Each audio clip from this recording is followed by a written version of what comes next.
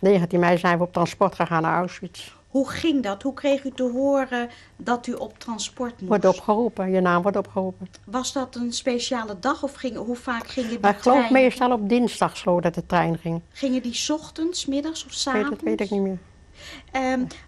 Was het zo uiteindelijk toen u gepakt bent dat u daar rustig van werd?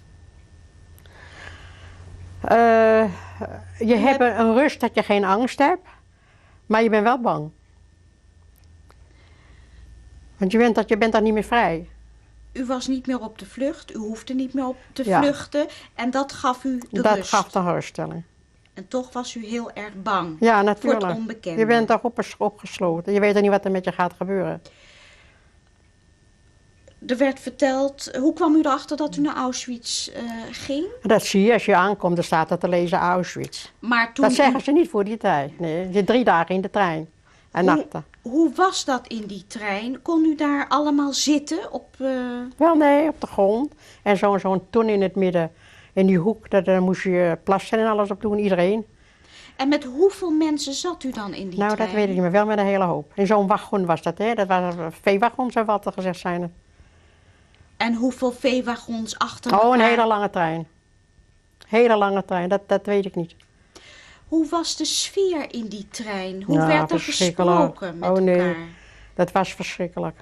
De mensen hebben gegild en geschreeuwd en gehuild en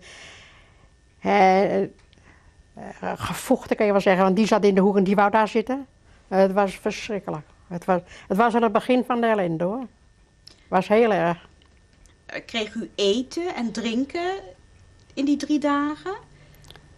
Water, nee, water kreeg je. Ik weet niet of eten kreeg. Wat je bij had je geloof ik voor te eten. Dat weet ik niet. U zei u hebt 3 dagen in die 3 trein dagen gezeten. en nachten, ja.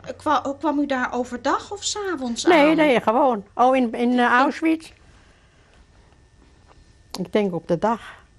Hoe ging dat? De deuren gingen open Ja, en toen... eruit geslagen.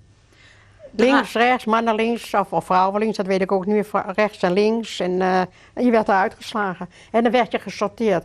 En ik had een reuze geluk, tenminste een geluk. Er zat een oude vrouw in de wagon. En daar heb ik me een beetje ontfermd, hè. Die vrouw, die klampte ze allemaal vast. En ik kom met die vrouw uit de trein. En ik denk dat door deze vrouw ik in het kamp terecht ben gekomen. Want zij is opzij gezet, dan word je vergast. Dat ze de leeftijd, dat denk ik hoor, dat weet ik niet zeker. Dat ze op dat moment, gedachten we misschien dat het mijn moeder is. Dat ze haar aan de ene kant en mij aan de andere kant. Dat idee heb ik altijd, maar ik weet het niet zeker.